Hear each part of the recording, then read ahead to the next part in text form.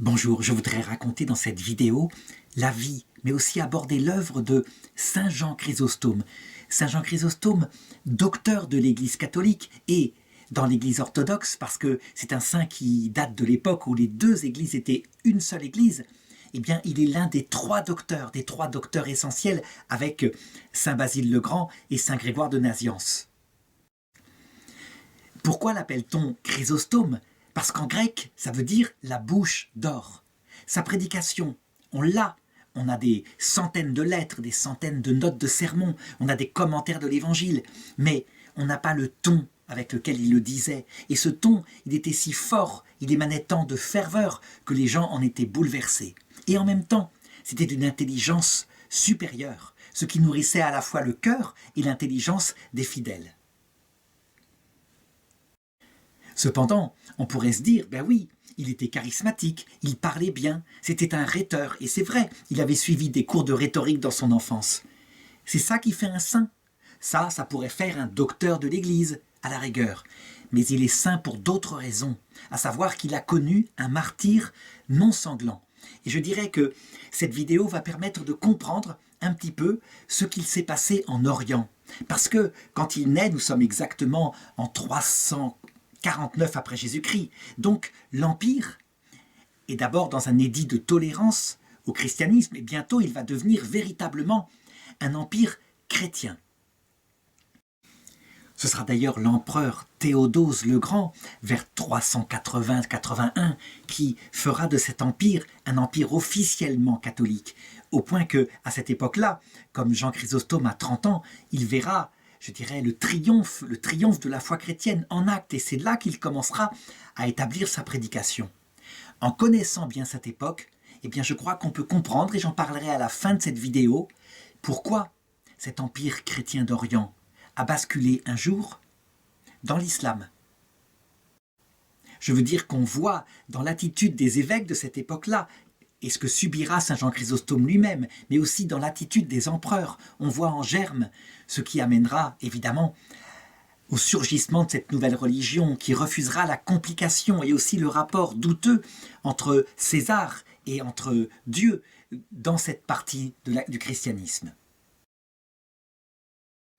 Alors, ce petit garçon, Jean, il naît donc en 349 à Antioche, en Syrie.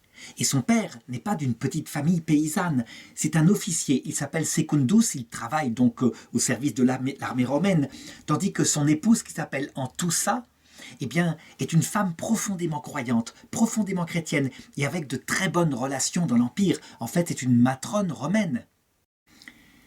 Il a aussi une sœur, et à peine est-il arrivé dans ce monde que son papa disparaît, entraîné par la mort. Si bien que cette mère, qui est une femme énergique, va tout reporter sur l'éducation de ses enfants, et en particulier de son petit Dieu, qui s'appelle Jean, à qui elle essaye de transmettre la plus grande éducation qu'on puisse donner à l'époque.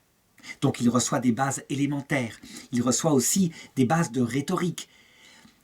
Elle arrive à faire qu'il entre sous l'enseignement d'un célèbre professeur de cette époque-là, un professeur païen, mais un professeur qui manie parfaitement la langue grecque et la langue latine. Il s'appelle Libanios en grec, Libanius en latin, et véritablement, il a affaire avec Jean à un élève de très grand talent. Toujours est-il qu'il lui apprend des notions de philosophie, des notions de littérature grecque et latine. Et cet enfant se passionne pour les études.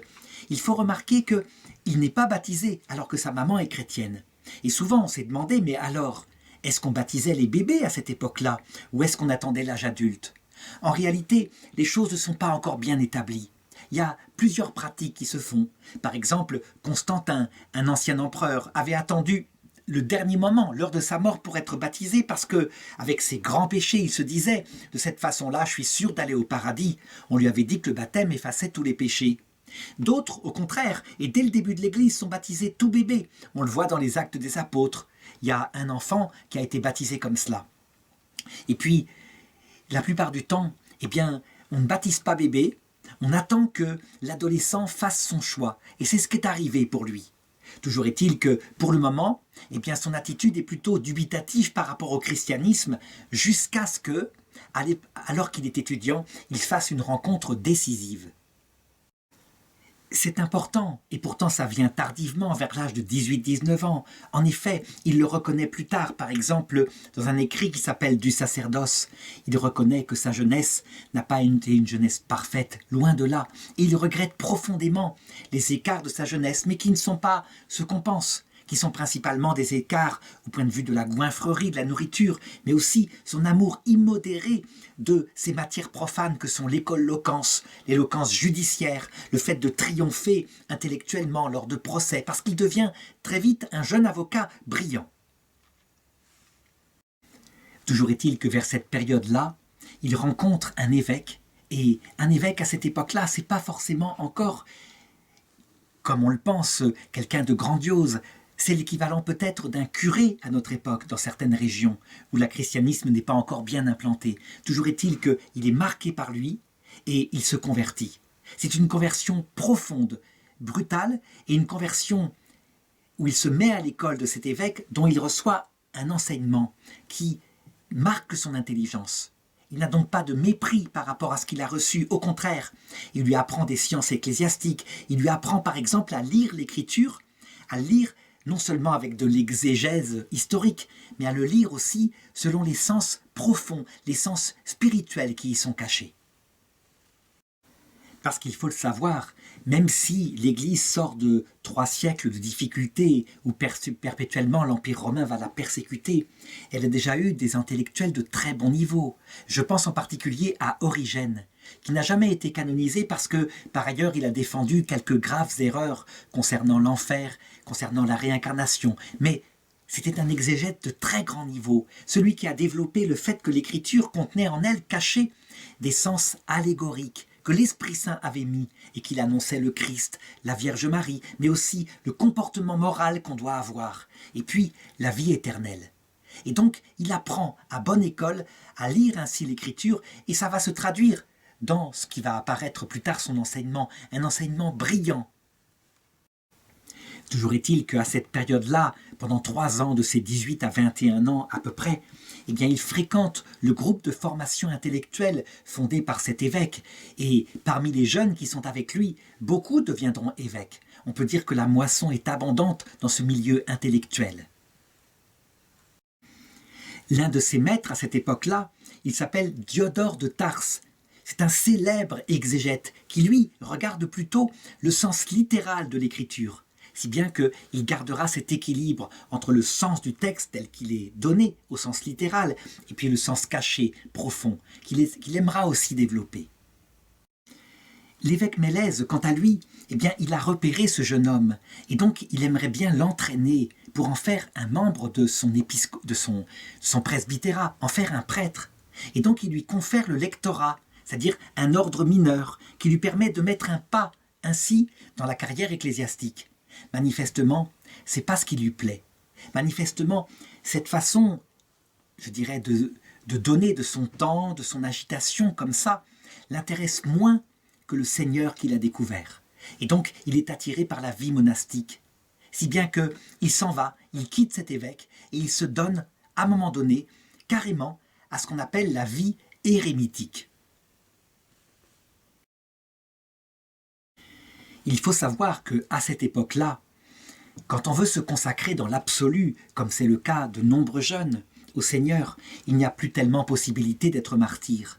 Et souvent, ce qui attire, c'est justement cette vie entièrement donnée, où tous les moyens de la journée sont ordonnés à la recherche du Christ. Mais il n'y a pas encore eu de règles très solidement établies, même si ça se met en place petit à petit. Et 2 formes de vie se développent. Les ermites qui sont solitaires, souvent évidemment, au début en tout cas, à l'école de certains maîtres qui ont davantage d'expérience. Et puis, à un moment donné, une vie davantage en commun, ce qu'on appelle la vie cénobitique, qui permet de se confronter à d'autres frères et aussi d'avoir les conseils d'un père plus expérimenté. Lui, il se tourne vers la vie d'ermite et il se met à l'école d'un ancien. Et cet ancien va lui apprendre quelque chose qui est moins intellectuel, qui est plus pratique, une vie d'ascèse pour marcher vers la découverte de la personne du Christ. Évidemment, il n'en est plus à la période de sa jeunesse, lorsqu'il rentrait tous les soirs chez sa mère. Maintenant, il a quitté tout pour se donner au Christ. Il va se donner d'ailleurs, comme c'est souvent le cas quand on est absolu, de manière parfois excessive, aux ascèses qui sont principalement les choses pour arriver à vaincre en soi le péché. Donc on suit une règle très précise, on mange peu afin de vaincre l'instinct sexuel qui évidemment à cet âge-là est très présent. Et effectivement on arrive à le vaincre, mais quelquefois on va trop loin dans l'ascèse. Et c'est tout le problème, si bien que tout en continuant d'étudier, parce que malgré tout, il y a une telle coupure par rapport à ce qui nourrissait son esprit, que le frère qui le suit lui demande de continuer à lire l'Écriture. Eh bien, tout en faisant ça, il pratique tellement l'ascèse qu'il finit par tomber malade. Cette expérience va durer 4 ans, mais au bout de 4 ans, on peut le dire, il a compris ce qui n'allait pas, il a compris les excès où il s'était donné, et surtout, il a compris que tout consacrer dans l'ascèse et se priver, je dirais, de ce qui intéresse son âme, la formation intellectuelle, se priver de cet outil qu'il peut mettre au service du peuple de Dieu, c'est une erreur. Il faut qu'il se serve des talents qu'il a reçus. En tout cas, il devient beaucoup plus modéré, mais il gardera de cette expérience-là l'idée qu'on ne peut pas être uniquement un intellectuel, que si on parle, ce qu'on enseigne doit être adapté, doit être en conformité avec ce qu'on vit. Il gardera de ses frères qu'il a vécu qu'il a connu dans ses ermitages, il gardera ce sens que véritablement on ne peut pas être hypocrite. N'empêche qu'en 378, donc il a maintenant 29 ans, il est devenu un homme mûr, un homme sage. Et cette maladie qu'il a eue à cause de ses excès d'ascèse, eh bien, le font sortir de son ermitage, de la grotte où il vivait, et il rejoint Antioche. Là, il y retrouve un compagnon, en particulier Basile. Il croyait, lui, qu'il allait être ordonné prêtre comme lui. En fait, il avait fui dans les ermitages, et ce sera entre eux source d'une petite querelle amusante, parce que lui, Basile, entre-temps, son ami, s'est fait ordonner prêtre. C'est l'époque aussi où son ami, l'évêque Mélesque, avait été exilé par Valens, dans la querelle qu'il y a à cette époque-là, qui est terrible entre les parties ariennes de l'Empire, dont cet empereur faisait partie, c'est-à-dire ceux qui nient la divinité de Jésus, et puis les partis catholiques. Cet évêque revient d'exil. Et donc, à partir de ce moment-là, il écrit un traité à propos du sacerdoce, où il dit ceci, et là on voit le changement qui s'est fait en lui. Il dit qu'il préfère maintenant, nettement, les vicissitudes du gouvernement de l'Église à la tranquillité de la vie monastique. Il préfère 1000 fois le service pastoral. Alors, qu'est-ce qui s'est passé en lui? En réalité, il se rend compte de la chose suivante. Certes, choisir de se consacrer entièrement au Seigneur par la prière, c'est la meilleure part. Et évidemment, cette part ne nous est pas enlevée. Mais elle doit aboutir à l'amour du prochain. Et que, effectivement, dans le sacerdoce, il y a un risque. Le risque de s'enorgueillir parce qu'on brille devant une foule en admiration. Mais on met en danger peut-être, quelque part, son salut. On se met en danger de vivre un temps de purgatoire après la mort.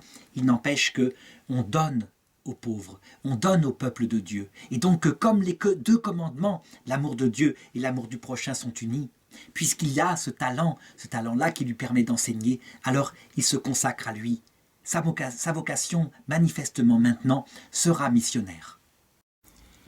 Son cheminement intellectuel et spirituel est radical. Lui qui pensait au départ qu'il valait mieux être ermite et moine. Qu'est-ce qui s'est passé en lui? On peut dire en tout cas que tout au long de l'histoire de l'Église, en tout cas jusqu'au Moyen-Âge, la question se posera, est-ce que la vocation monastique est supérieure à la vocation apostolique? Et il y aura plusieurs avis, chacun tirant un petit peu à lui la couverture. Ce qu'on peut dire et ce qu'on peut conclure avec saint Jean Chrysostome, c'est que les deux commandements, l'amour de Dieu et l'amour du prochain, sont absolument inséparables. En tout cas, en ce qui le concerne lui maintenant, parce qu'il a reçu un talent pour parler. Manifestement, le Seigneur l'appelle à aimer Dieu et son prochain en exerçant son talent. Il est probable que s'il n'avait pas eu ce talent, s'il était simplement quelqu'un de muet, alors il aurait consacré sa vie au Seigneur dans l'ermitage et il aurait simplement aimé le prochain en priant pour lui. On a un exemple d'une telle vocation chez la patronne de tous les missionnaires, qui est aussi docteur de l'Église. Je veux parler de sainte Thérèse de Lisieux, qui a vécu simplement pendant quelques années, de 15 à 24 ans, dans un monastère carmélite au fin fond de la Normandie, et qui pourtant, sans être jamais sorti de ce monastère, par sa prière et ses petits écrits pleins d'humilité, est devenue ainsi la patronne des missions à l'équivalent de saint François Xavier. Toujours est-il que son évêque, Mélès, est très content de le récupérer. Et il peut enfin l'ordonner comme il le voulait, diacre, puis prêtre, et c'est fait. Il est d'abord diacre en 381, il a 32 ans, et il est devenu prêtre en 386, il a alors 37 ans. Quel va être son ministère? Eh bien, c'est trouvé d'avance. Il devient prédicateur. Et la prédication devient sa joie, sa passion. Elle est très pratique. C'est une prédication qui n'est pas un enseignement simplement théologique abstrait, comme pourrait le faire par exemple plus tard saint Thomas d'Aquin. C'est une prédication pastorale. Ça veut dire qu'elle s'adresse à des fidèles qu'il faut mener vers le Christ. Il est un pasteur de l'Église. Et alors, du coup, il ne faut pas s'étonner de trouver dans les nombreux écrits qui nous restent de lui, ou des prises de notes de ceux qui ont entendu ses sermons, qu'il parle de la vie du Christ, mais aussi de la vie des saints, et qu'il applique cela pour que les fidèles puissent en tirer une leçon concrète dans leur vie. On peut dire qu'à partir de cette période-là, où il exerce son ministère comme prêtre, eh bien, tout lui est occasion de prêcher oralement, mais aussi d'écrire, parce qu'il écrit magnifiquement. Et c'est comme ça qu'on a gardé cette œuvre magnifique, unique, la plus complète qu'on ait gardée de cette époque-là. Tout lui est prétexte. Par exemple, à un moment donné, il reçoit dans sa direction spirituelle une pauvre femme qui est veuve, qui a perdu son mari. Alors, il écrit un traité sur le remariage. Qu'est-ce qu'il faut penser de ce que dit saint Paul quand il conseille aux veuves de rester célibataires, mais de se remarier, évidemment, si elles brûlent. Une autre fois, c'est une maman qui vient le trouver parce qu'elle a de grandes difficultés dans l'éducation de ses enfants. Eh bien, il écrit un traité sur l'éducation. Un peu plus tard, c'est un problème qui se pose parce que des moines et des religieuses vivent dans la même maison. C'est évidemment quelque chose de risqué. On voit bien ce qui peut se passer. Eh bien, il écrit là-dessus. Et donc, vont se multiplier à cette époque-là, à propos de tout ce qui lui arrive dans sa vie, des écrits, mais aussi des homélies, parce que les fidèles, attirés par sa prédication qui est de feu, je l'ai dit, saint Jean Chrysostome, ils prennent des notes de ce qu'il dit. Alors évidemment, certains pourraient dire, mais oui, il y trouve un plaisir, il adore ça, il est fait pour ça, n'était-il pas avocat? Oui, peut-être, mais il le met au service du Seigneur. Et le fait de trouver sa joie dans ce qui est maintenant sa vocation, eh bien tant pis. Peut-être qu'il aurait pu rester moine et se morfondre dans l'ascèse. Tant pis s'il éprouve du plaisir à faire cela.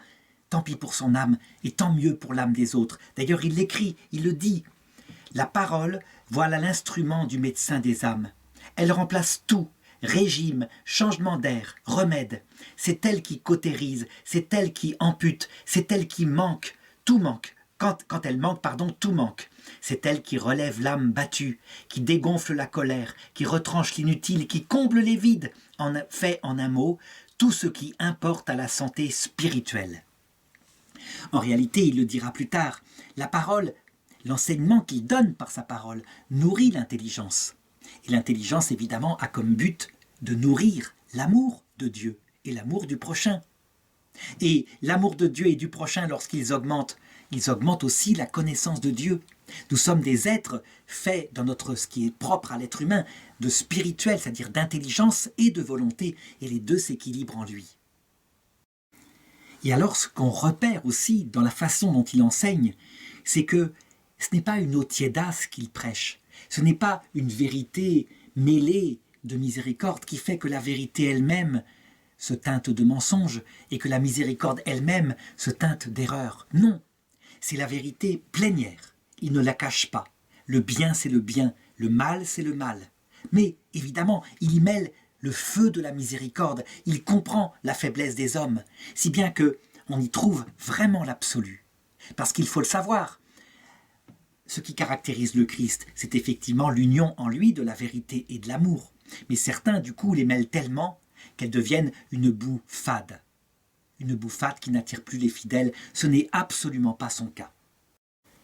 Donc aucune concession en lui, pas de politiquement correct. Par exemple, quand il voit la débauche des jeux du cirque qui se pratiquent encore à cette époque-là, on est à la fin de l'Empire romain païen, eh bien il les dénonce avec une très grande force. Le peuple, évidemment, qui parfois aime ça, est parfois surpris, choqué, mais il entend et il réforme ses mœurs.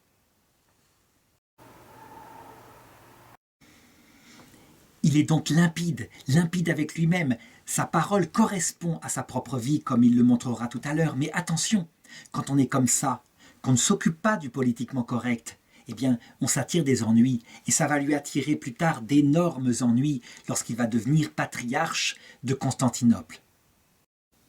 Et pourtant, dès ces années-là, alors que sa prédication est toujours à Antioche, elle n'est pas à Constantinople encore, eh bien, il est confronté au surgissement de la politique dans son ministère sacerdotal. Par exemple, en 387, il a donc 38 ans. Il se passe une grave sédition à Antioche. L'empereur Théodose Ier a décidé d'augmenter les impôts. Il faut des capitaux, il y a des guerres aux frontières, etc. Et le peuple d'Antioche se révolte, et se révolte extrêmement durement. Sans pitié, il abat les statues de l'empereur, mais aussi de ses deux fils, qui sont Arcadius et Honorius. Évidemment, c'est un crime de lèse-majesté, et l'empereur est très en colère, et il menace d'envoyer les légions. Évidemment, s'il envoie les légions, ça va être un massacre. C'est arrivé plusieurs fois dans l'histoire de l'Empire. Alors que faire? Eh bien, il va faire une série de 19 homélies pour calmer le peuple, pour arrêter la sédition, tandis que l'évêque, lui, il va à Constantinople afin d'implorer la miséricorde de l'empereur sur la ville d'Antioche. À cette occasion-là aussi, il a vu la différence qu'il y avait entre être un simple prêtre, même avec une parole de feu, et être un évêque comme son évêque Flavien, qui lui prend des risques politiques, qui pourrait être, comme son prédécesseur, exilé s'il n'avait pas la bonne pensée, parce que à cette époque-là, dans l'Empire d'Orient, eh bien l'empereur a chose à dire en matière de théologie. Toujours est-il que son succès est acquis, et donc sa réputation augmente encore dans l'Empire. Dans ces années-là, de 387 à 397, on peut dire que, véritablement, il donne la pleine mesure. Il est paisible, il est dans ce qui est sa vocation, il prêche, il écrit. On va avoir donc de cette époque-là plus de 700 homélies, 17 traités, des commentaires de Matthieu, de Paul, des épîtres aux Romains, Corinthiens, Éphésiens, aux Hébreux, 241 lettres parce qu'on lui demande des conseils à la fois spirituels mais quelquefois pastoraux. Alors il répond. Son activité est foisonnante, il a une énergie extraordinaire. Alors évidemment, on est encore loin de l'époque de saint Thomas d'Aquin qui, lui, dira « il faut mettre de l'ordre dans tout cela ». Parce que souvent les étudiants, quand ils étudient les traités des grands docteurs de l'Église, ils sont obligés de se taper des répétitions, les choses sont redites plein de fois. Non, saint Thomas d'Aquin fera, à la suite de Pierre Lombard, une sorte de mise en forme cohérente de la théologie, partant du début, arrivant à la fin, de telle manière qu'on ne se répète pas. Lui, il défriche, je l'ai dit, au fur et à mesure que des questions se posent. Et donc il ne faut pas attendre chez lui un enseignement théologique style scolastique. Par contre, sa doctrine, même si elle n'a rien de radicalement nouveau, il prend ce que les pères ont enseigné. Sa doctrine, elle est extrêmement profonde. Et surtout, ce qui est fabuleux quand on la lit, c'est qu'elle est pratique. Donc elle est facile à lire. Ce ne sont pas des traités abstraits. Par exemple, il est effectivement confronté à cette époque-là, comme tous les grands docteurs de cette époque, à la crise arienne. Arius, un théologien qui décide que Jésus-Christ n'est pas Dieu, mais qu'il est un homme, et que tous les textes où il dit qu'il est Dieu, où il agit comme Dieu, c'est simplement parce que Dieu est avec lui. Il faut combattre cela, c'est opposé à la foi catholique qui a été définie dans le concile de Nicée de manière très claire. Alors qu'est-ce qu'il fait ? Est-ce qu'il va faire un traité de théologie de la Trinité abstrait, comme ça se faisait beaucoup, les gens en discutaient? Non, il en parle de manière vivante et en tirant les conséquences. Tout le génie de la lecture de saint Jean Chrysostome est là. Il dit « Le sommet, la valeur de l'homme se trouve dans la connaissance exacte de la véritable doctrine et dans la rectitude de la vie. Les deux ensemble, spéculatif au service de la vie pratique, et la rectitude de la vie, c'est l'amour de Dieu et l'amour du prochain, bien sûr. De même, il sait que le message du Christ venu sur terre, ce n'est pas seulement d'exalter son Père, mais c'est d'unir à son Père l'humanité. Et donc il y a deux termes, il y a Dieu qu'il faut connaître Il y a l'homme qu'il faut développer. Et on a là la base de ce qu'il sortira plus tard. Par exemple, justement, à la période des grands scolastiques, la philosophie pour connaître d'abord l'homme profondément, la théologie pour connaître le projet de Dieu. Donc toujours, les deux termes sont là. Alors, je vais donner des exemples pour bien montrer que ce n'est pas encore ordonné, mais que c'est présent en lui. Par exemple, dans son combat contre Arius, il développe donc la Trinité. Et il développe aussi le fait que le Christ est vraiment Dieu, le Verbe qui s'est fait chair. Il faut donc le prouver. Et comment le fait-il? Eh bien voilà ce qu'il raconte dans... C'est une lettre qu'il écrit à propos de Lazare, Lazare qui est ressuscité par le Christ. Il dit, en mettant les paroles dans la bouche du Christ, « L'humanité que j'ai revêtue, je ne l'ai jamais destituée de la vertu de ma nature divine. Mais, agissant tour à tour comme homme et comme Dieu, tantôt je laisse voir en moi la nature humaine avec ses faiblesses, et tantôt je donne des preuves de ma mission d'origine divine. J'apprends ainsi aux hommes à attribuer les actes les plus humbles à mon humanité et à rapporter les plus élevés à ma divinité. Par ce mélange d'œuvres inégales, je fais comprendre l'union de mes deux natures si dissemblables. Par exemple, je montre, en me soumettant librement aux souffrances, que mes souffrances sont volontaires. Comme Dieu, j'ai dompté la nature en prolongeant le jeûne jusqu'à 40 jours, mais ensuite j'ai eu faim, et là je montre ma nature humaine. Alors on pourrait dire, ben oui, c'est un théologien et de très bon niveau, extrêmement éloquent. Oui, mais c'est aussi un éducateur. Je l'ai dit, l'autre terme, l'homme. Et par exemple, on lit dans son homélie 81 sur l'Évangile selon saint Matthieu, un traité de l'homme tout entier. Pas l'homme simplement dans son cerveau, l'homme tout entier, avec son corps, sa sensibilité et sa vie spirituelle. On se croirait dans de la haute psychologie moderne, je dirais même plus profonde que celle qui est moderne, parce que souvent, à l'époque moderne, on ampute l'homme de certaines dimensions d'ordre spirituel. Il dit ceci sur l'homme, pour le comprendre tout entier. L'homme, il passe par 3 mers.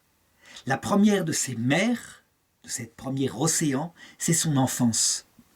En effet, précisément au cours de ce premier âge, se manifestent les inclinations au vice et à la vertu.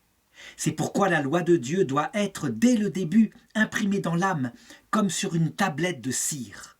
De fait, c'est l'âge le plus important. Nous devons nous rappeler qu'il est fondamental, quand cette première phase de la vie entre réellement dans l'homme, les grandes orientations qui donneront sa juste perspective à l'existence. Donc, dès l'âge le plus tendre, recommande-t-il aux parents, fortifier les enfants avec des armes spirituelles et enseigner-leur à marquer le front avec la main.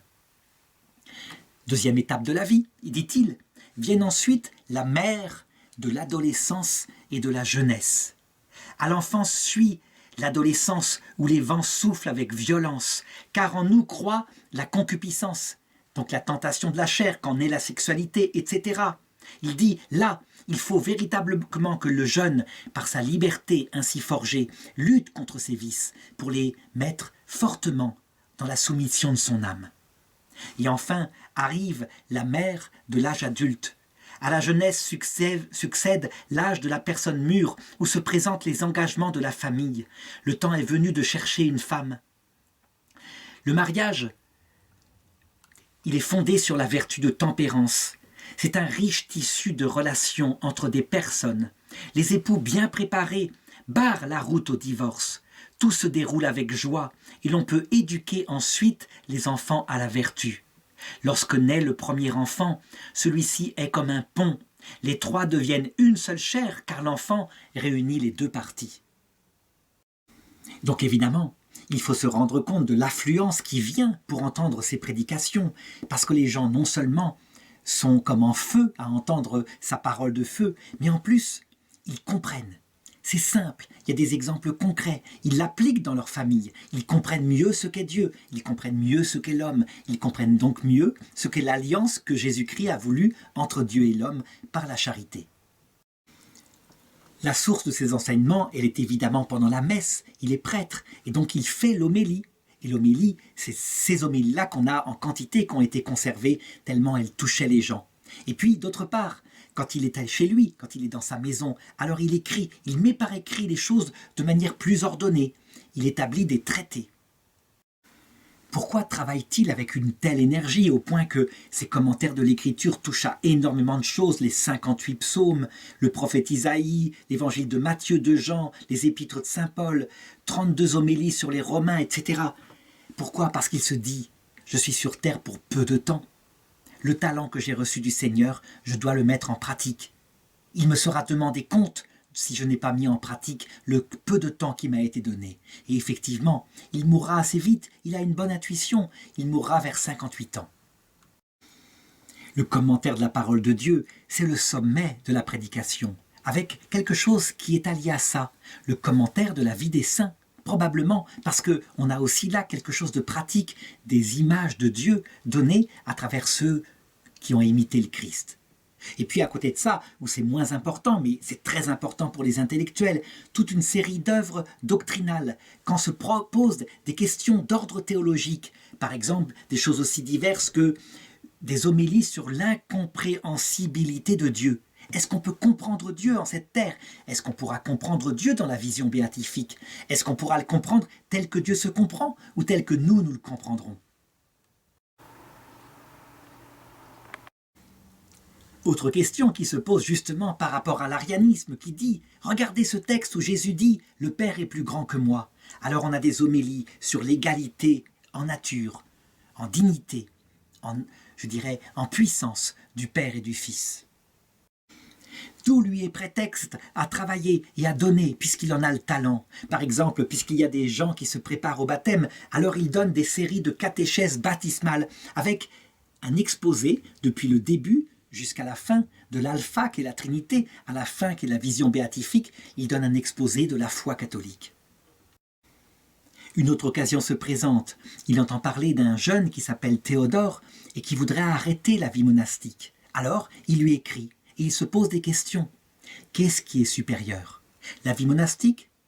La vie apostolique? Le mariage? On a l'impression que dans cette œuvre-là, évidemment, il met en avant la vie monastique et la vie apostolique, que le mariage est mis relativement en secondaire. Mais attention, il faut évidemment regarder d'autres œuvres où il parlera du mariage comme étant, évidemment, la manière dont Dieu nous aime, le sacrement qui manifeste la manière dont Dieu nous aime indissociablement, quels que soient nos péchés, et dont il nous réconcilie à lui.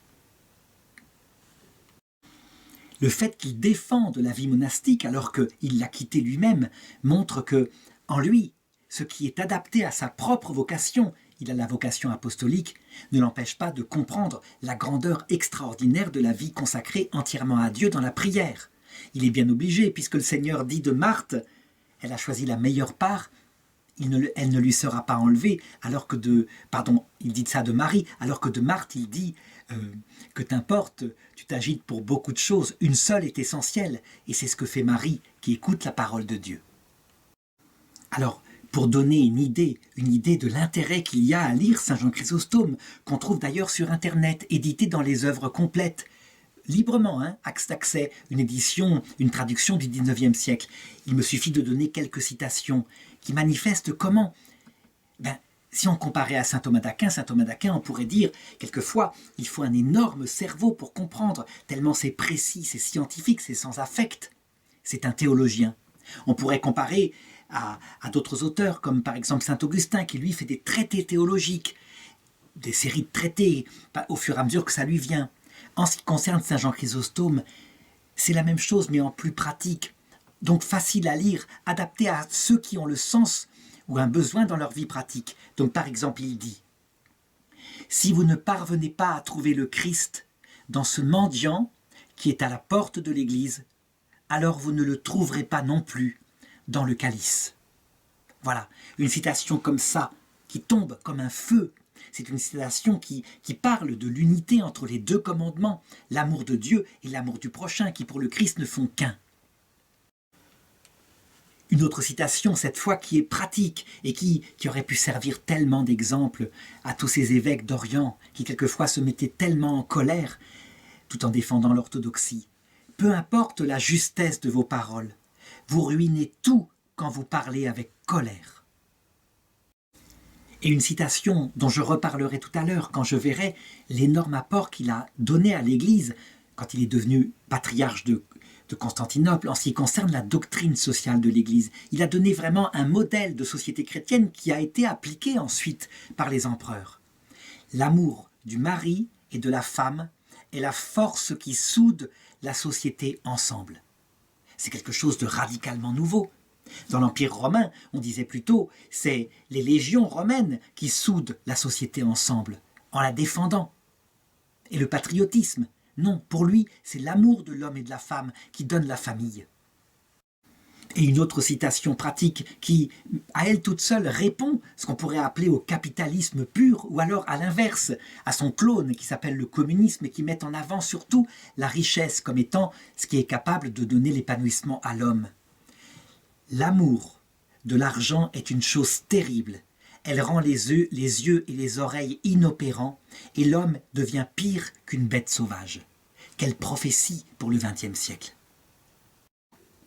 Donc là, j'ai donné diverses sensations qui montrent son bon sens pratique, son apprentissage de sage au niveau de la famille, au niveau de l'État, au niveau de l'homme, tout simplement.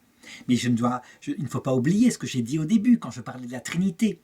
Il faudrait citer aussi les mêmes choses absolument extraordinaires qui, en quelques phrases, comme des glaives resplendissants, donnent une vision de ce qu'a fait le Christ. Par exemple, il dit ceci. Si vous entendez quelqu'un vous dire « Tu aimes le crucifix? Tu aimes la croix ?» alors n'en rougissez pas. Ne baissez pas les yeux, mais soyez glorieux et frères.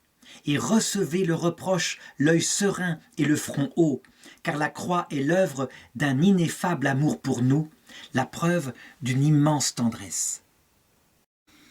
Et ainsi en est-il lorsqu'il aborde le mystère de la croix, de la souffrance du Christ, la souffrance de l'homme aussi.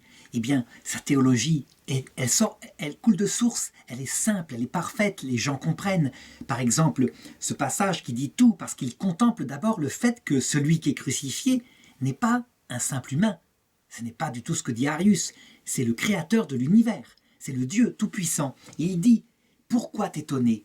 Celui-là même qui a supporté ses souffrances appelle le supplice sa propre gloire. Et il dit, Père, l'heure est venue, glorifie ton Fils.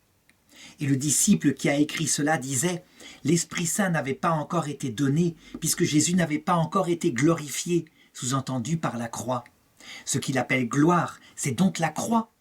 Mais lorsqu'il voulut montrer son amour, de quoi parla-t-il? De ses miracles, de ses merveilles, de certains prodiges? Pas du tout. Il cite la croix en disant « Dieu a tant aimé le monde qu'il a donné son Fils unique ». Ça sort de source, pourquoi? Parce qu'il le constate, il le médite, il le contemple.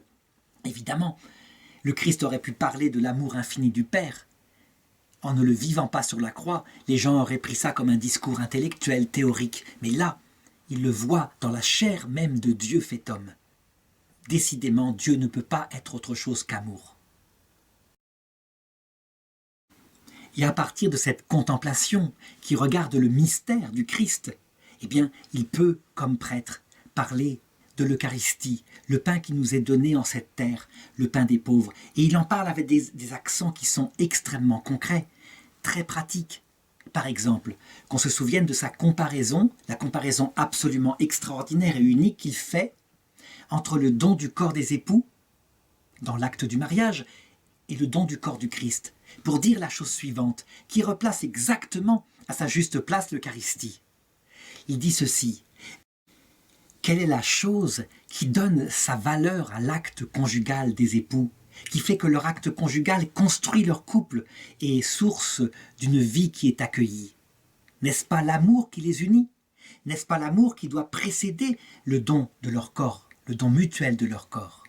Eh bien, il en est de même de l'Eucharistie, à propos de cette parole de saint Paul qui dit « Celui qui ne discerne pas le corps du Christ mange sa propre condamnation ». Croyez-vous qu'en allant à la messe et en recevant l'Eucharistie, si vous n'avez pas aimé Dieu et le prochain au préalable, vous pourrez ainsi recevoir la présence du Christ? Non, votre communion sera une perte pour votre âme. On le voit on reconnaît à cette période-là de l'Église eh bien, la plénitude simple de la théologie catholique avec l'Eucharistie à sa juste place. Et je dirais l'erreur qui est sortie à un moment donné dans l'école française de spiritualité après le Concile de Trente et qui consistait à dire que la grâce ne passe que par l'Eucharistie. Elle est simplement ici corrigée, comme elle l'est par sainte Thérèse d'Avila quand ils disent que la grâce ne passe que par le Christ et que le Christ se donne aussi dans l'oraison du cœur et dans l'amour du prochain. Avec l'Eucharistie qui en est, je dirais, l'incarnation palpable, le temps de cette vie, et elle disparaîtra dans l'autre monde où nous verrons Dieu face à face. Pour la grâce, c'est pareil. On sait que le rapport entre Dieu et l'homme, le rapport d'amour, a été tout à fait discuté dans l'Église catholique en donnant lieu à d'énormes, de terribles hérésies. Il y a eu par exemple les Pélagiens qui disaient « Bon, une fois qu'on a compris ce que c'est que la rédemption, il suffit de se mettre au travail et avec l'énergie de son ascèse, on arrivera au paradis. » Il y a à l'inverse, mais beaucoup de siècles plus tard, au XVIe siècle, Calvin qui dit « Non, c'est Dieu seul qui prend l'initiative, qui communique la grâce et qui sauve. Et l'homme n'est absolument pas libre de quoi que ce soit, tout vient de Dieu seul. L'homme ne fait que recevoir le salut par la foi. » La position de saint Jean Chrysostome, eh bien, elle est catholique. Elle dit simplement ceci. Le salut, il vient d'abord de Dieu qui vient nous chercher. C'est évident.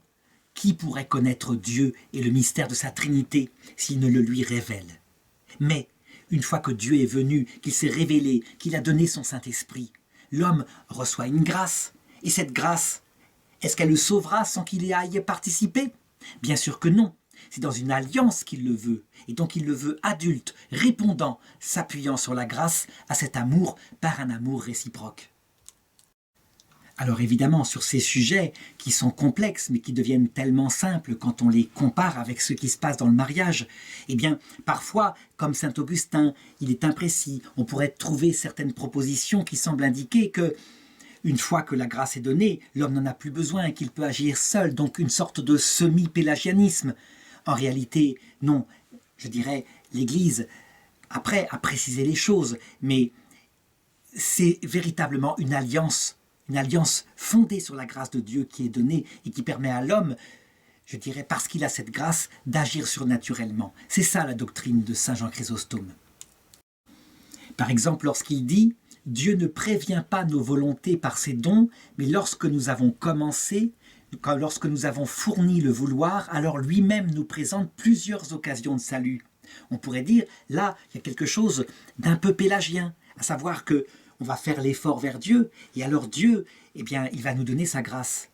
L'Église va préciser plus tard que, en fait, avec saint Augustin, il faut dire que nos premiers efforts qui viennent vers Dieu sont eux-mêmes suscités par une grâce que saint Thomas d'Aquin appellera la prémotion divine. Ça veut dire qu'un homme qui ne connaît pas encore Jésus-Christ, eh bien Jésus-Christ l'attire à lui par une force qui suscite en lui une angoisse. Et quand il entend la prédication, alors il envoie l'Esprit Saint encore plus fort pour que son cœur soit en feu. Et alors il peut faire l'effort de volonté vers lui en disant « Si tu existes, donne-moi la foi. » Et alors Dieu répond.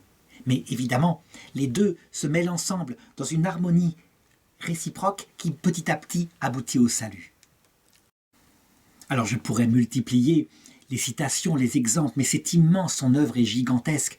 Elle prend tout le champ de la théologie. Donc je m'arrête là, simplement pour encourager chacun de lire cela. Ça vaut le coup pour ceux qui ont le sens d'une théologie pratique, vivante. Évidemment, la réputation d'un tel prédicateur se répand dans tout l'Empire romain d'Orient. Il est depuis 10 ans dans une vie idéale pour lui, véritablement. C'est la joie plénière. Il se donne à son travail intellectuel, à sa prédication qui est sa joie, et il attend comme cela la venue du Christ. La mort pourrait venir plus tard. Seulement, voilà qu'en 397, Nectaire, qui est l'archevêque, le patriarche de Constantinople, vient à mourir. À cette époque-là, être patriarche, c'est une notabilité. Donc il y a une vraie carrière, et donc des ambitions, si bien que commence une querelle de succession qu'on pourrait dire mondaine. Ça veut dire que des tas de candidats sont là qui voudraient avoir le poste, ou alors des empereurs, ou même d'autres évêques, des brillants patriarches, essayent de mettre leurs candidats au bon endroit, à la bonne place. Et tout le monde s'en mêle, le pouvoir ecclésiastique et le pouvoir politique. Par exemple, le patriarche d'Alexandrie qui s'appelle Théophile, il a un candidat. S'il pouvait mettre son candidat sur le siège de Constantinople, ce serait formidable. Il aurait une voix puissante auprès de l'empereur Arcadius qui est à Constantinople. Mais Eutrope, qui est un eunuque, qui est un conseiller tout-puissant de l'empereur Arcadius, lui, il a un autre candidat. Et en l'occurrence, c'est Jean, le prêtre d'Antioche. Eh bien, évidemment, qui est-ce qui va gagner dans cette chose-là? C'est Eutrope, parce qu'il est beaucoup plus proche de l'empereur. Alors, je voudrais m'arrêter ici une seconde pour faire la remarque suivante. C'est donc bien l'empereur Arcadius qui va nommer le patriarche de Constantinople. L'empereur.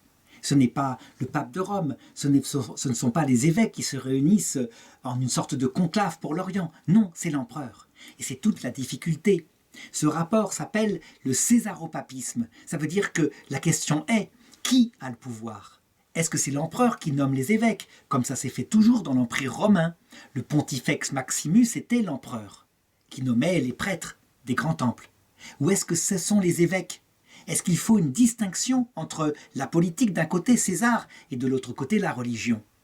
Les choses ne vont pas être faciles à mettre en place, et elles ne sont toujours pas faciles à être mises en place dans l'Église d'Orient. Dans l'Église d'Occident, grâce au fait qu'il y avait le patriarche de Rome, le pape, eh bien, évidemment, peu à peu, il a réussi à imposer le pouvoir de l'Église sur la nomination des évêques, en tout cas dans la plupart des pays, avec des retours en avant, en arrière, des concordats, etc., des choses comme cela. Toujours est-il que l'empereur nomme Jean, et au début, évidemment, il est content comme tout. C'est un excellent choix, c'est un excellent prédicateur, ses sermons sont formidables. Oui, mais il faut se rappeler, je l'ai dit, Jean, ce n'est pas un diplomate. Ce n'est pas non plus quelqu'un qui connaît les conventions mondaines. C'est un prêtre, un simple prêtre, et un moine, un homme de l'absolu, un homme donc sans concession, une sorte de Jean-Baptiste ou encore de Saint Paul. Il se connaît, il sait ce qu'il a prêché, mais il connaît aussi un peu ce que c'est que la charge d'évêque et surtout de patriarche. Il l'a vu à l'époque de l'exil sous l'empereur Valens de son évêque. Pourtant, même s'il y va à reculons, eh bien, il est bien obligé d'accepter la charge. Et il l'accepte, et il se met à prêcher comme lorsqu'il était à Antioche et qu'il était simple prêtre. Il dit la vérité. Et il agit maintenant parce qu'il a le pouvoir. Il ne peut pas se douter dans quel panier de crabes il est maintenant entré. Et la première chose, eh bien, c'est le jour de son sacre, comme archevêque de Constantinople le 15 décembre 397. Celui qui l'ordonne évêque, c'est tout simplement son ennemi, celui qui ne voulait pas de sa nomination, le patriarche Théophile d'Alexandrie, qui avait un autre candidat.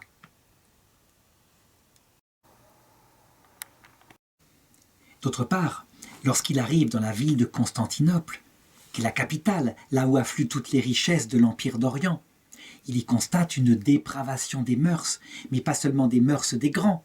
Il le constate la même dépravation chez les évêques, chez les prêtres, chez les moines eux-mêmes. Il constate des évêques qui mènent des vies absolument dissolues, avec des maîtresses de tous les côtés, des enfants. Il constate que des moines ne sont plus dans leur couvent, mais au contraire courent le guilledou à travers la ville et séduisent aussi des jeunes filles. C'est un véritable Capharnaüm. Alors qu'est-ce qu'il fait? D'abord, il commence par montrer l'exemple. Lui qui vient d'une ville de province finalement, et qui a toujours eu des mœurs de moine, eh bien, il transforme son palais monastique en quelque chose de pauvre, quelque chose qui sera l'image de ce qu'il veut être comme évêque. Et ensuite, il commence ses homélies, et il parle, et il dit la vérité, avec la même force, sans aucune diplomatie, comme il le faisait lorsqu'il était prêtre. Et puis ensuite, il agit. Et quand il voit les scandales les plus grands, eh bien, il les arrête. Par exemple, il a sous sa juridiction une série d'évêques. Il est patriarche. Et quand le scandale est trop grand, eh bien, il n'hésite pas. Il les prévient. Et s'il ne change pas, il les dépose. Il dépose en particulier l'évêque d'Éphèse, dont la vie est absolument abominable et dont les scandales sont connus partout. Il force aussi les moines qui ont une vie comme ça, dissolue, à retourner dans leur couvent, ou alors à quitter complètement, je dirais, la vie de l'Église. S'ils doivent être excommuniés, ils seront excommuniés. Sa fermeté est évidemment eh bien, elle lui attire énormément d'ennemis, des gens qui seront à partir de là irréconciliables et qui vont se plaindre auprès de son ennemi, le patriarche d'Alexandrie, en disant « il est sans aucune délicatesse, il n'a pas de diplomatie, il impose une sorte de tyrannie ecclésiastique ». Parce qu'il constate la même chose, les mêmes mœurs dépravées dans ce qui est le fondement de l'Église, à savoir le peuple juif dans les synagogues, eh bien il a le même discours, il dénonce la même façon dont certains rabbins sont eux-mêmes dépravés, avec des mœurs homosexuelles et tout cela. Donc son discours, c'est un discours universel. Et évidemment, du côté du palais impérial, au début, on admire, mais quand il commence à reprendre aussi les mœurs qu'il constate chez les nobles et chez les empereurs eux-mêmes, alors là, le discours change un peu et il commence à s'attirer la suspicion du côté même du palais. Le peuple de Dieu, quant à lui, le peuple des pauvres, le peuple des marchands, le peuple des esclaves, il l'admire énormément. Il est content de ce discours parce que lui-même est scandalisé parce qu'il voit chez les grands.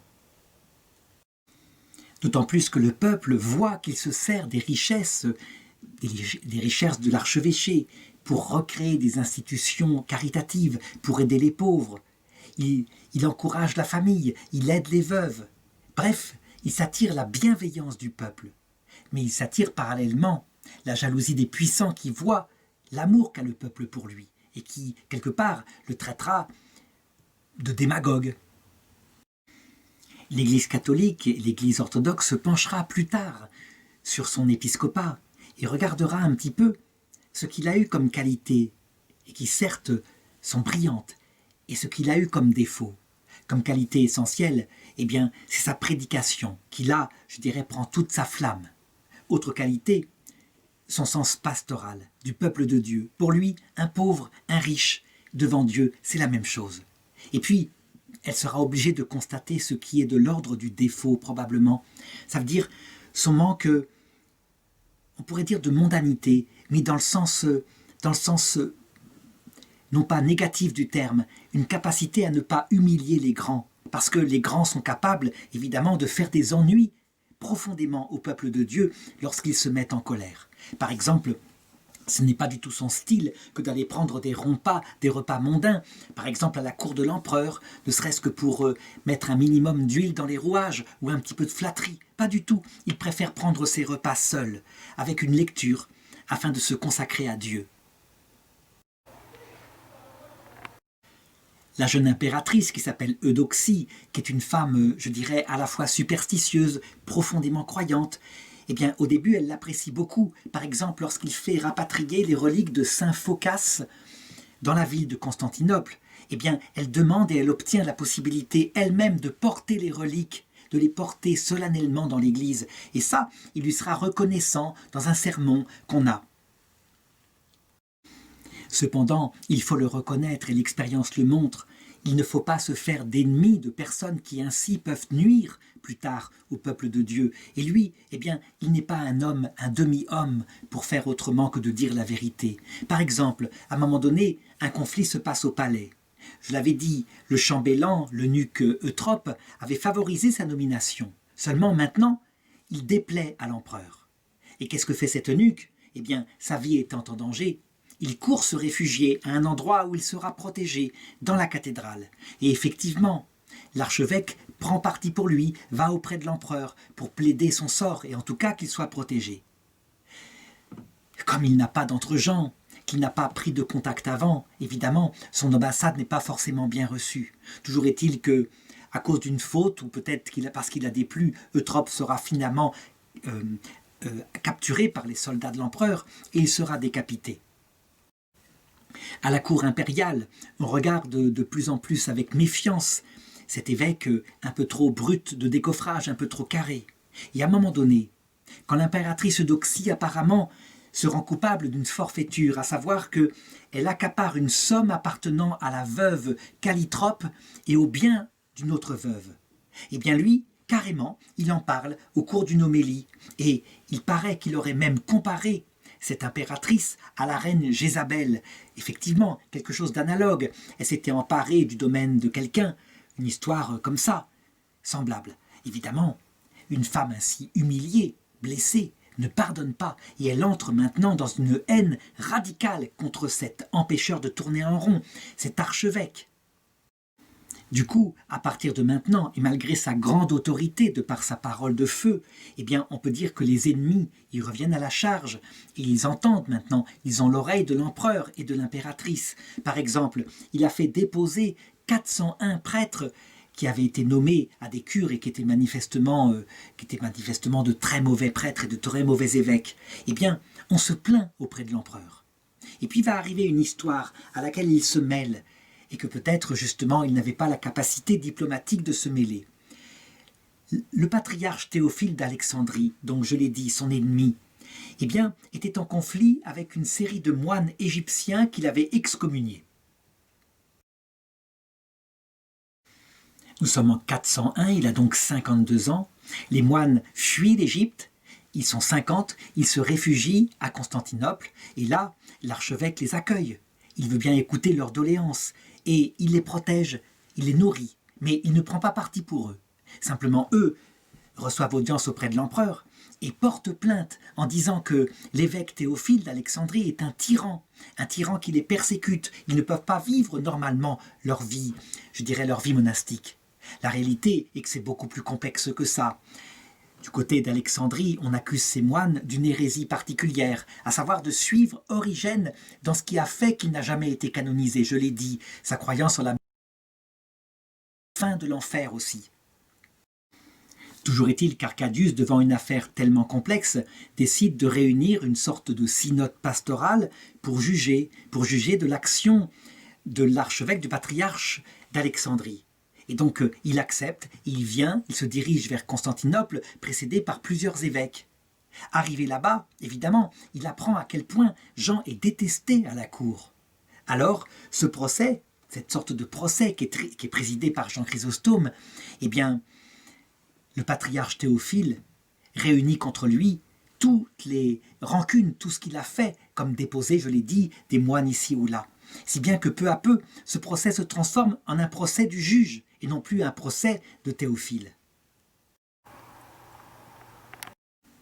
On l'accuse de plein de choses, d'avoir dépassé sa juridiction, d'avoir déposé des évêques qui dépendaient de quelqu'un d'autre comme archevêque, etc., d'avoir accueilli ses moines, de ne pas avoir assez veillé à la pureté de la foi de l'Église, si bien qu'il est à son tour convoqué par un synode qui va juger de son orthodoxie, et ce synode décide de le déposer. Il part ainsi pour la première fois en exil, nous sommes exactement en juin 403 après Jésus-Christ.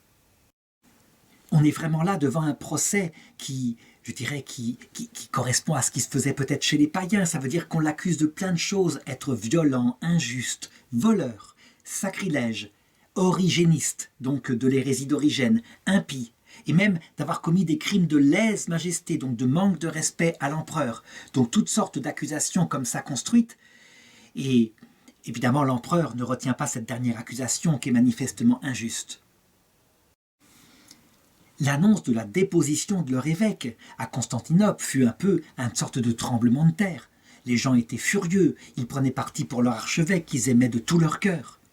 L'impératrice Eudoxie, quant à elle, eh bien, elle était enceinte. Et vers cette période-là, alors qu'elle avait travaillé à ce que cet évêque qu'elle détestait soit déposé, elle fit une fausse couche qui la marqua beaucoup.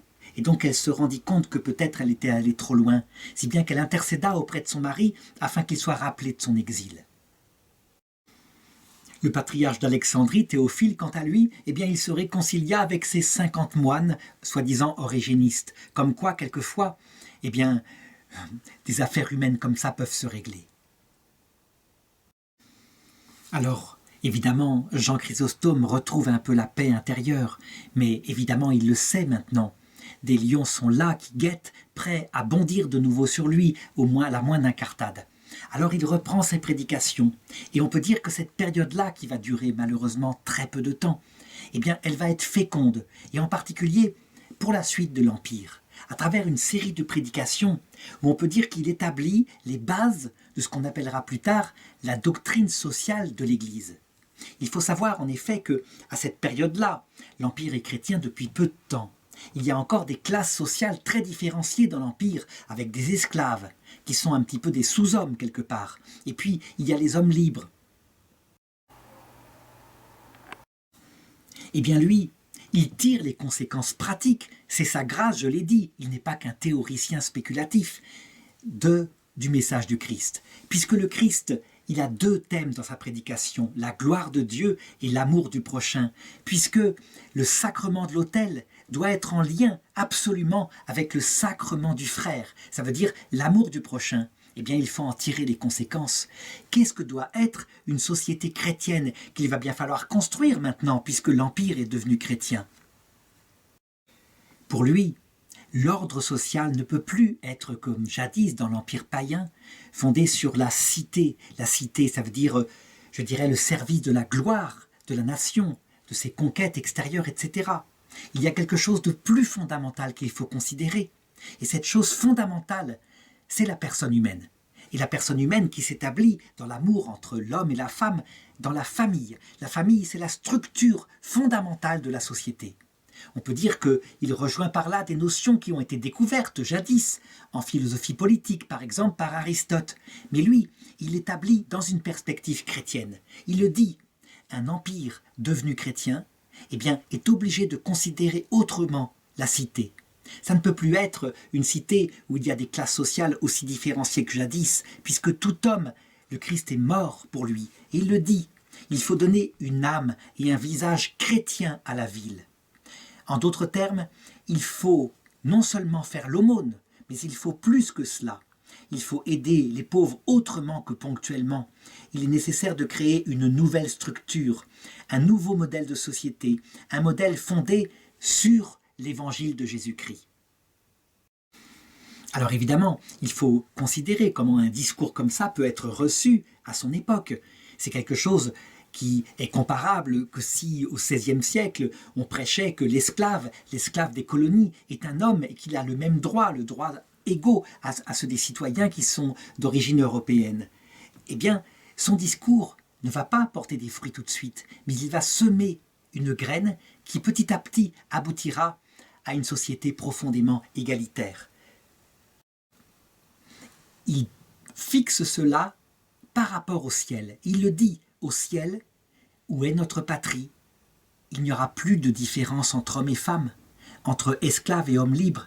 Tous, nous serons égaux devant Dieu parce que le Christ est mort pour tous. Et il en tire les conséquences. Ce qu'il dit là a été tellement important, a eu une telle influence quand il sera réhabilité, puisque là, il en est dans la phase de sa vie où il va devoir connaître son martyre non sanglant. Eh bien, on peut le dire, après, dans l'Orient, on dira que Saint Jean Chrysostome, c'est le nouveau Saint Paul. Un Paul donné à l'Église au moment où elle prend son épanouissement. Il fonde une réalité nouvelle en indiquant aux empereurs les conséquences qu'ils doivent tirer de leur conversion au Christ. Pour le moment, évidemment, on est loin de l'application de ce qu'il dit, bien au contraire. En effet, Eudoxie, qui est-elle cette impératrice qui règne sur Constantinople et sur le faible esprit de son mari? Eh bien, c'est une femme forte. On a souvent dit, en écoutant par exemple la chanson de Renaud, « Femme, je vous aime », sauf Margaret Thatcher, qui était une femme politique qu'il n'aimait pas à cause de sa poigne, on a souvent dit que les femmes étaient en général plus douces et que si elles arrivaient au pouvoir, eh bien, il y aurait davantage de douceur. En fait, les femmes qui arrivent au pouvoir et qui aiment le pouvoir sont beaucoup plus fortes que les hommes parce que leur nature fait qu'elles sont faites pour les épreuves qui durent. Eh bien, Eudoxie, c'est une femme ambitieuse. Elle se rend compte que la gloire, mais aussi les honneurs, c'est quelque chose qui est à sa portée. Si bien qu'à un moment donné, elle réussit à faire écarter l'eunuque dont j'ai parlé tout à l'heure, Eutrope, et même à le faire exécuter. Elle met en avant un général Go qui permet, je dirais, d'avoir une force militaire afin de dominer quelque part l'Empire. Et quand le général lui-même, Go, eh bien, se met à être trop actif, elle arrive à lever la foule de Constantinople contre ses soldats, si bien qu'ils s'enfuient. Elle est donc capable de ruse, elle est capable aussi d'une très grande vengeance. Et la force spirituelle que Saint Jean Chrysostome a face à elle, parce que lui, sa seule force, c'est sa parole, cette force lui fait peur. D'autant plus qu'elle a des difficultés à avoir des enfants et à donner donc un successeur à l'Empire.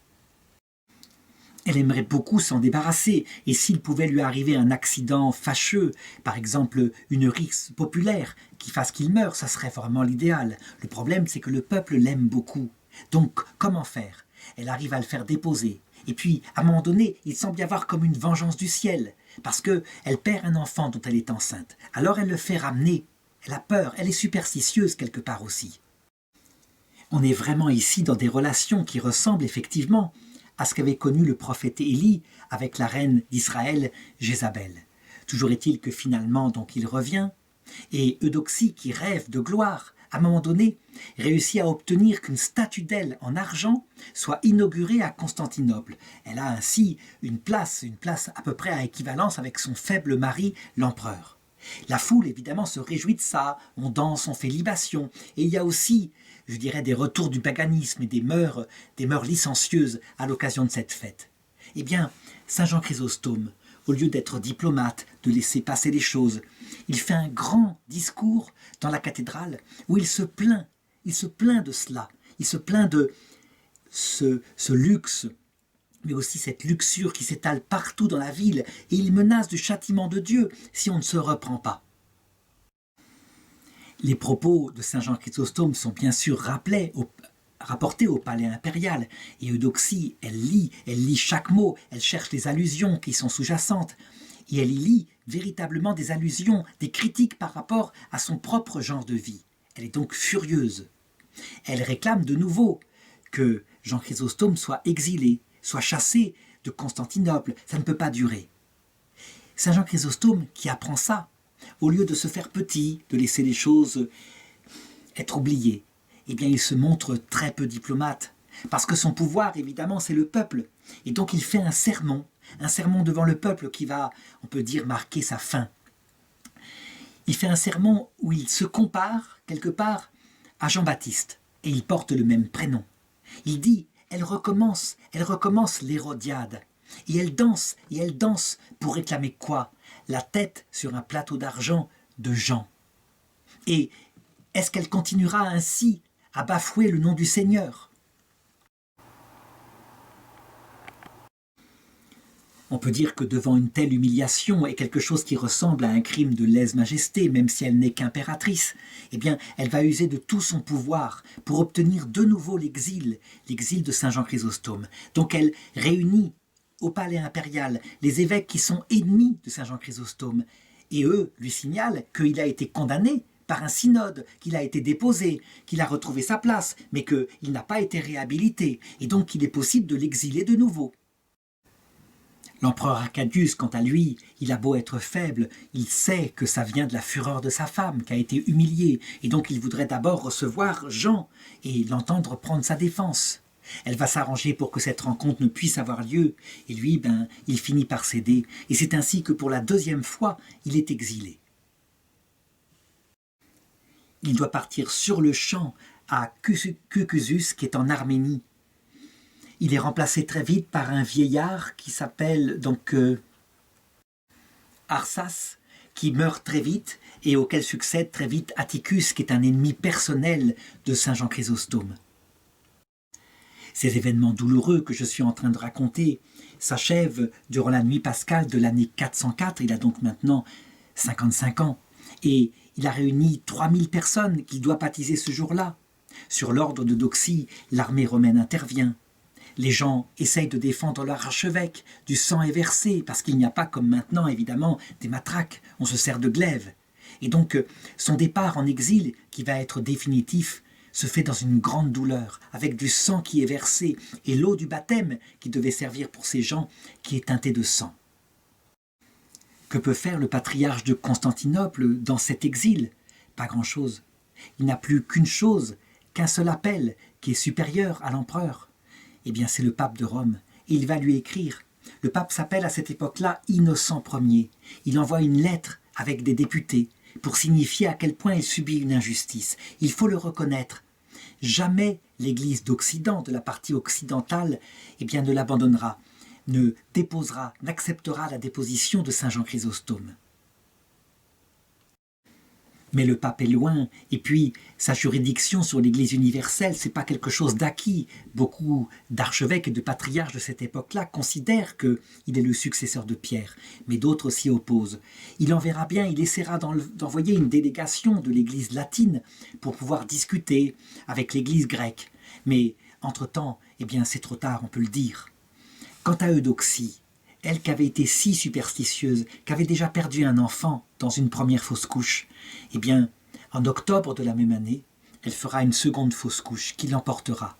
Et on peut être certain que, dans son angoisse, elle a dû réfléchir à ce qui s'était passé et considérer ça peut-être comme une conséquence de sa rage qu'elle n'avait pas su contrôler.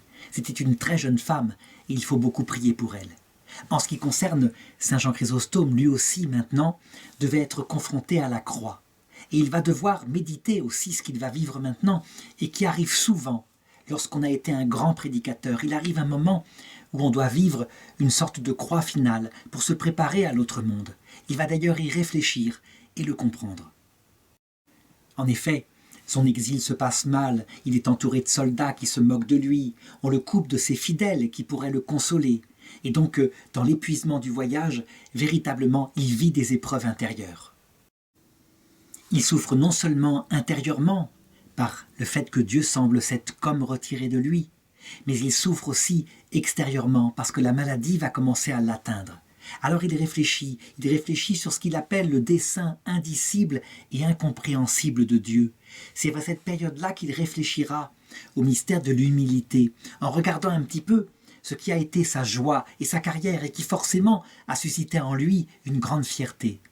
Il dira à propos de l'humilité, « Donnez-moi, pour faire une course de chars, 2 attelages, avec à droite un cheval qui s'appellera l'humilité et à gauche un cheval qui s'appellera l'hérésie. Et sur l'autre attelage, un cheval qui s'appellera l'orgueil.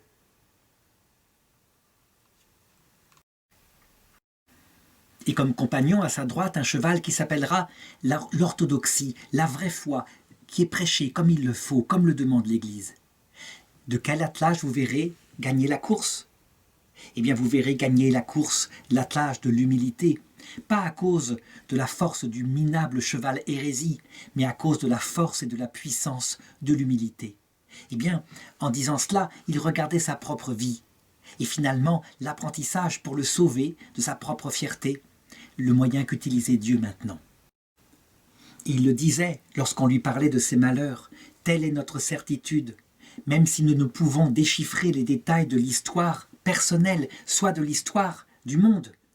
Nous savons que le dessein de Dieu est toujours inspiré par son amour. Ainsi, malgré mes souffrances, je réaffirme que Dieu aime chacun de nous avec un amour infini et désire donc le salut de nous tous. On a de cette époque-là, de son chemin de croix, de nombreuses lettres où il exprime le mystère de la souffrance et qui quelque part ressemblent un petit peu aux lettres qu'écrivit Jean-Paul II après son attentat sur la place Saint-Pierre à Rome, sur le mystère de la souffrance. On peut dire qu'il a mûri extrêmement parce qu'il a vécu là. On peut dire aussi que ce qu'il dit pour lui-même à propos des 2 attelages, eh bien, peut se comprendre probablement pour ce qui est de l'Empire romain d'Orient tout entier, qui, on le voit, est extrêmement dur au service de la vérité, avec des exils, des jalousies, et quelquefois les évêques le font avec la certitude qu'ils servent Dieu. Mais à côté de ça, ils exercent tellement de haine, tellement de dureté. Évidemment, il y a peu d'exécutions, mais il y a tout de même des dépositions, des fausses accusations, des procès qui ressemblent un petit peu au procès du Christ quelque part. En tout cas, la force et l'amour de la théologie, quelquefois, fait disparaître l'humilité dans cet empire chrétien. Certes, il faut défendre la vérité est fondamentale, et Saint Jean Chrysostome en est le témoin, lui qui a prêché toute sa vie la vérité. Mais pas au point d'écraser l'amour et l'humilité. La vérité est au service d'un plus grand amour et d'une plus grande humilité. Sans doute faut-il regarder de cette façon-là le surgissement au cœur de cet empire romain d'Orient, quelques siècles plus tard, de l'hérésie arienne de retour à travers l'islam, et qui va peu à peu conquérir toutes les terres au point que les anciennes terres où a prêché Saint Jean Chrysostome aujourd'hui, sont entièrement musulmanes. L'islam est une hérésie, c'est clair, elle nie la divinité du Christ, mais elle provoque finalement, chez nous chrétiens, quand nous sommes trop orgueilleux, un retour un peu à l'humilité. Or, il faut savoir que notre orthodoxie ne sert à rien si nous l'accompagnons d'orgueil.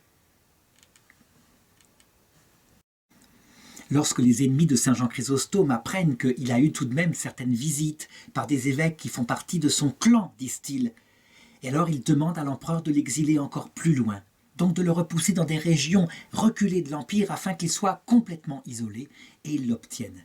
On peut dire que, de nouveau, il franchit une nouvelle étape de son chemin de croix, il marche vers la mort, et il s'arrête à Comana dans le pont. Et c'est là que Jean, qui cette fois est moribond, et pourtant il n'est pas vieux, eh bien il est conduit dans la chapelle du martyr Saint Basilisque, et là, il est déposé sur un lit. Il va rendre son dernier soupir, épuisé, en disant simplement « Gloire à Dieu pour tout ». Nous sommes le 14 septembre 407, il y a donc maintenant 58 ans, et c'est le jour de l'exaltation de la Sainte Croix. Ça veut dire que comme le Christ, il laisse par sa mort une mort sans gloire, une mort humiliée. Il laisse, je pense, quelque chose de plus fort peut-être que sa prédication, ou en tout cas qui l'accompagne, quelque chose qui signale comment Dieu, au terme de notre vie, soit en ce monde, soit au purgatoire dans l'autre monde, nous rendra humbles, nous fera mourir à nous-mêmes pour nous introduire dans la vision béatifique. Évidemment, à Constantinople, quand on apprend son décès, on est stupéfait. Et évidemment, le peuple se souvient de sa prédication. Et les évêques et les prêtres lisent ses sermons. Ils voient son extrême qualité, le côté unique. Ils se rendent bien compte qu'ils ont affaire à quelqu'un qui n'est pas n'importe qui. Et donc sa gloire est tout de suite, elle revient dans l'Empire. Il sera officiellement réhabilité, et cette fois par l'empereur lui-même, Théodose II, en 438, qui demande à ce que ses ossements soient rapatriés de l'endroit où elles sont misérablement enterrées, et qu'elles soient ramenées en grande pompe dans la ville de Constantinople elle-même. Et la gloire de son enseignement va se répandre dans tout l'Empire, et en Occident, où il va très vite être canonisé, c'est-à-dire déclaré saint, on va se confier à sa prière. Ces reliques seront volées par le sac de Constantinople, par les croisés, en 1204, et elles seront rapatriées à Rome, où elles resteront très longtemps dans le cœur de la chapelle des chanoines de la basilique Saint-Pierre. Évidemment, c'est une grande humiliation pour l'Église d'Orient, c'est tout de même un docteur de l'Orient, donc de l'Église grecque, et il a tout écrit en grec. Si bien que le 24 août 2004, le pape Jean-Paul II fera un geste symbolique très important en rendant la plupart, pas la totalité, mais la plupart des reliques au patriarche Bartholoméos Ier de Constantinople. On peut le dire encore maintenant, sa gloire est unique, elle est actuelle. Et il arrive encore que souvent des prêtres, lorsqu'ils ne savent pas quel sermon faire dans leur église sur tel passage de l'évangile, eh bien se contentent de reprendre un sermon de Saint Jean Chrysostome et de le lire en y mettant le ton qu'ils peuvent. Évidemment, comment retrouver la parole de feu de ce saint docteur qui est mort martyr, même s'il n'est pas reconnu comme tel, mais est mort martyr, je dirais usé par un exil injuste, et qui vint probablement aussi de sa faute, à savoir, il était tellement amoureux de la vérité qu'il ne savait pas être diplomate. Cependant, il faut le reconnaître, si ce défaut est réel, il faut prier pour que l'Église catholique, dans ses nominations, ne prenne pas le défaut inverse, à savoir des évêques tellement diplomates qu'ils en arrivent à ne plus aimer la vérité.